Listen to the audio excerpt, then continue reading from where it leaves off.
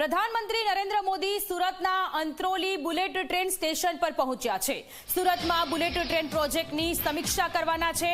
Train જેવા દેખાતા track મશીનમાં બેસીને તેઓ રિવ્યુ કરવાના છે। પ્રોજેક્ટ માટે બીજું ટ્રેક મશીન ખાસ અંત્રોલી પર મંગાવવામાં આવ્યું છે।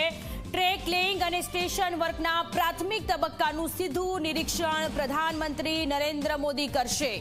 બુલેટ ટ્રેન જેવા મશીન મારફતે ટ્રેકની ચોકસાઈની ચકાસણી કરવામાં આવશે।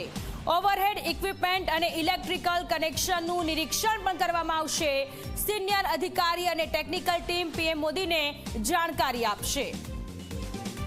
પ્રધાનમંત્રી નરેન્દ્ર મોદી કે જેઓ સુરતના Antroli bullet train project station ખાતે ત્યાં પહોંચી ચૂક્યા છે। સુરતમાં બુલેટ ટ્રેન પ્રોજેક્ટની તેઓ સમીક્ષા કરવાના છે અને ત્યાર પછી આજે 9,700 કરોડની ભેટ પણ આપવાના છે। સુરત એરપોર્ટના આ સીધા દ્રશ્ય છે કે જ્યાં લોખંડી સુરક્ષા વ્યવસ્થાની સાથે પ્રધાનમંત્રીનો આ કાફલો કે જે સુરતના અંત્રોલી ખાતે પહોંચ્યો અને હવે બુલેટ ટ્રેન પ્રોજેક્ટની સમીક્ષા કરવા માટે રવાના થયેલો છે। આજે આખો દિવસ પ્રધાનમંત્રી નરેન્દ્ર મોદી ગુજરાતમાં રહેવાના છે, સુરતમાં રહેવાના છે અને વિકાસ કાર્યોની ભેટ પણ ગુજરાતના લોકોને આપવાના છે। ટ્રેન જેવા દેખાતા ટ્રેક મશીનમાં બેસી અને બુલેટ ટ્રેન પ્રોજેક્ટનું તેઓ નિરીક્ષણ કરવાના છે અને બપોર પછીનો પણ તેમનો કાર્યક્રમ છે। આજે આખો દિવસ 9 વાગ્યાની આજુબાજુમાં પ્રધાનમંત્રી નરેન્દ્ર મોદી કે જેઓ પહોંચ્યા હતા અને તેઓ સીધા અંત્રોલી સ્ટેશન ખાતે પહોંચ્યા અને આખો દિવસ ત્યાં રહેશે અને રાત્રે પરત દિલ્હી જવા માટે રવાના થશે।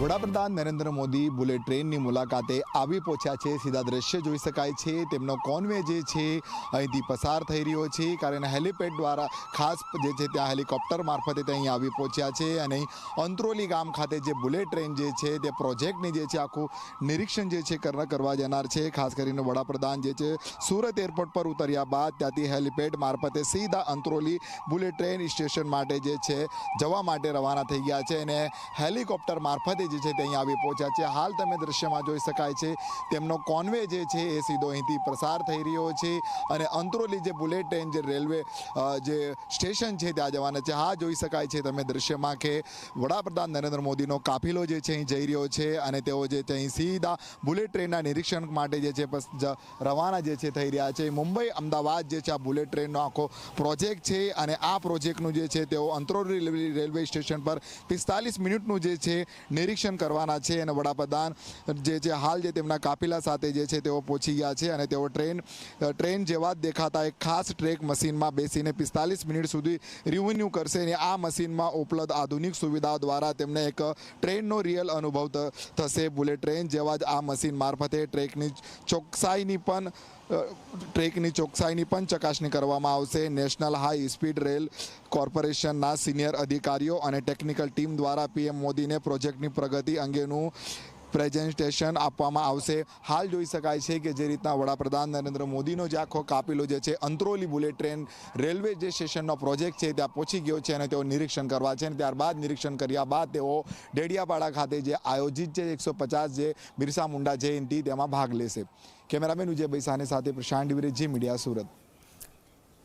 તો પ્રધાનમંત્રી નરેન્દ્ર મોદીનો કોન્વોય કે જેઓ અંત્રોલી સ્ટેશન ખાતે જવા માટે રવાના થયો છે। આ સીધા દ્રશ્ય ડેડિયાપાડામાં, ત્યારબાદ તેઓ 9,700 કરોડના પ્રોજેક્ટ્સનું લોકાર્પણ અને શિલાન્યાસ કરવાના છે। આજે આખો દિવસ એક દિવસીય પ્રવાસે પ્રધાનમંત્રી નરેન્દ્ર મોદી સુરત એરપોર્ટ ખાતે પહોંચ્યા હતા અને હેલિકોપ્ટરમાં અંત્રોલી જવા માટે રવાના થયા હતા। અંત્રોલીથી ત્યાં અત્યારે તેમનો કાફલો જોવા મળી રહ્યો છે અને ત્યાર પછી તેઓ બિરસા મુંડાની જન્મજયંતિની ઉજવણી કરવા માટે નર્મદા જિલ્લાના ડેડિયાપાડા જવાના છે અને ત્યારે 9,700 કરોડથી વધુની વિવિધ માળખાગત સુવિધાઓ અને વિકાસ પ્રોજેક્ટનું ઉદ્ઘાટન અને શિલાન્યાસ કરવાના છે અને ત્યાર પછી તેઓ સંબોધન પણ કરશે। વિજય પછી આજે પહેલીવાર માનનીય પ્રધાનમંત્રી શ્રી નરેન્દ્ર મોદી સાહેબ સુરત પધાર્યા છે। સુરતના અંત્રોલીના બુલેટ ટ્રેનના સ્ટેશનનો વિઝિટ કર્યા પછી એ ડેડિયાપાડા જવાના છે, નર્મદા જિલ્લાના કાર્યક્રમ છે।